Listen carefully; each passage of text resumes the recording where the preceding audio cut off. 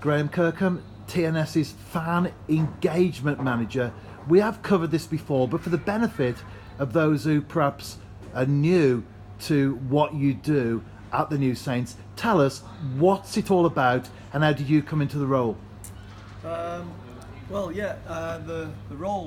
come about when I got back from Australia. So when I was originally working for the football club, I was operations manager for and working in the facility at the stadium for the best part of 9 years. And I went to Australia, come back. Ian spoke to me about getting involved in the club again. Wanted to get me back basically, and said that there was a new role coming up with this fan engagement manager role, and it was something that seemed quite interesting. So we had a chat about what it would involve and stuff, and it seemed really good ideas. So I accepted the role and we started the ball rolling. So basically the role itself is to obviously engage with our current fans and make sure that they're having a good time when they're at the games. Hopefully retain more fans that come on a one-off or maybe a couple of times a season. And making sure that our fans that are currently coming to the games are well informed, so that might be receiving some updates via email or text message. And then obviously the other side to it is then attracting new fans to come and watch TNS as well, and hopefully enjoy what they see. So I went through a process of just looking at the fans' journey to the game and making sure that everything was in place that you'd expect at a professional football club. And we've still got a long way to go yet to get it to where I'd be happy with, but we're taking the steps in the right direction really. As you said, Graeme, you've been at the club a good number of years. This is your first season as the fan engagement manager.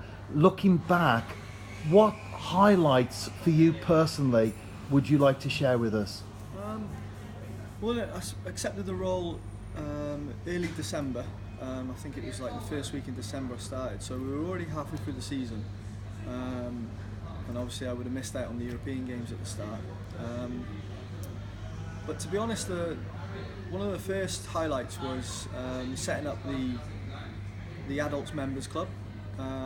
After going out for the first 2 or 3 home games into the stands at Park Hall, and just meeting people that I didn't recognise, maybe never spoken to before, and just found out about their journey as a fan and how they got involved with the club. And it was really good to hear some interesting stories about how people heard about the club.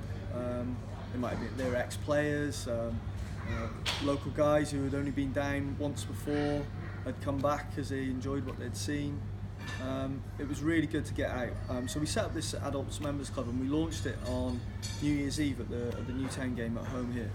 And beforehand we did a little football match, got the fans involved. There was probably about 20 to 30 people all playing before the actual first team game. And it was enjoyed by all. Had a bit of food after. Officially launched the club, and I think that was one of the main highlights for me. Well, the first highlights I would say, as a combination of the stuff that we did. And then I suppose moving on forward, I've got involved with a lot of youth projects. So we've done some youth club projects with Wayne and the Community Foundation, but we've also looked at our junior support element at the club and launched the Junior Supporters Club, which in the lead up to that, which was launched in March, we're doing lots of different things with getting kids of families that were coming down already, enjoying the facility, and maybe offering them the chance to become mascot, and maybe get some signatures and meet the team, meet the players, and to see that kind of surprise element and just the fun kind of environment that these kids are having is really good. And I think we can do a lot more. There's still a long way to go. But yeah, seeing them mascots come in, seeing them youth clubs come in, enjoying the facilities, having a good time, watching the game, getting to know a little bit more about the team, getting autographs. It just gives us that little bit more of a professional feel, and hopefully as we go on, it's something that not just us as a club can do, but hopefully the league in general will take hold of these different initiatives, and I'm sure lots of clubs do things already. But yeah, as a group of clubs, I'm sure we can come together and get the ball rolling, so to speak, for next season, and see where we can get it to go. And you mentioned the youngsters there, and one of the recent initiatives was the launch of a junior supporters club. Yeah, that's right. So we launched that the end of March, and we give out some goodie bags with like autograph books, team posters, some match day programs, and it was really good. It's been really well received. The junior supporters club's up to about 90 members now, and we also, with one of the youth club projects that we launched, was to coincide with that, and basically what that was like a t-shirt design competition. So the two youth clubs at Gabowen and Western Rin, they designed a t-shirt competition, designed a t-shirt for this competition, and that t-shirt will be officially launched as the Junior Supporters Club t-shirt. So the first 100 members, so there's probably another 10, but we'll probably have more than 100 t-shirts made, but for the first 100 they'll be guaranteed one of these t-shirts, which will be really good. But the junior supporters, they get birthday cards, birthday messages from players, chances to become mascot. There's lots of different activities as well that we're going to be doing, introducing into next season around football matches and the TNS home games. And not only that, some other things that won't just be about football. It'll be about getting junior supporters involved in other sports, and hopefully just growing that fan base as more of a family than just about us being a football club. And the club has always had merchandise, of course, but one of the spin-offs of your role at Park Hall this season has been the launch of a club shop, and that is behind you. Yeah, it was one of the first things that when I was literally my first day in the role, I was looking at the actual fan journey coming to a game, and even being here previously for 9 years and working more so on the facility side of the business, it just kind of was overlooked, I suppose. I know we've had merchandise for sale before, but for me, you go to a professional football match, you go in, you enjoy a bit of food at half time or in the lead up to the game, you watch the teams warm up, and if you're a new supporter or even a returning supporter, you want to buy some merchandise, you want to feel part of the football club. So for me, one of the first things, I know it's not perfect again, ideally we'd have our own shop environment, and it would be manned continuously. But for now, this is our club shop. We've got some merchandise from Leger. We've got some old European match programs. I know we've got some like little sports bottles and glasses and pin badges, scarves, hats. So just all the normal stuff that you'd expect really when you come to a football match. So yeah, and it's been really good. People always come in to have a nose, and if I see them having a look, try and get them to know a little bit about the club. So it's good. It sparks conversation as well, which is really important. So yeah, it's been one of the highlights as well as engagement manager, setting this up and obviously trying to keep it updated and getting new stock in ready for next season. And talking of next season, well, the players at this moment in time are on a well-deserved break. They'll be back in June, and the next time they kick a ball competitively will be in the Champions League.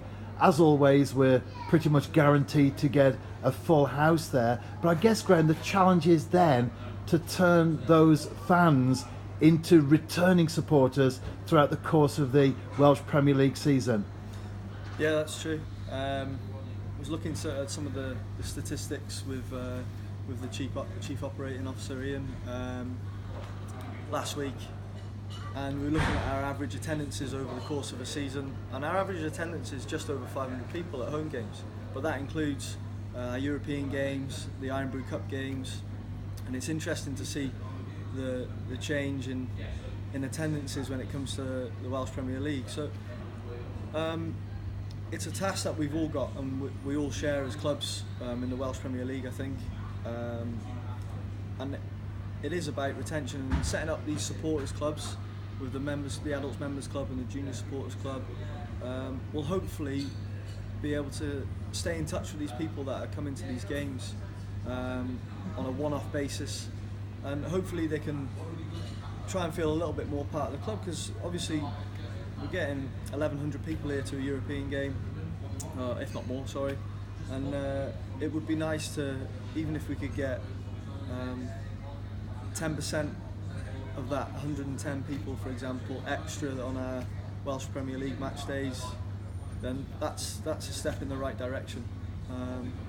And I think it's doable.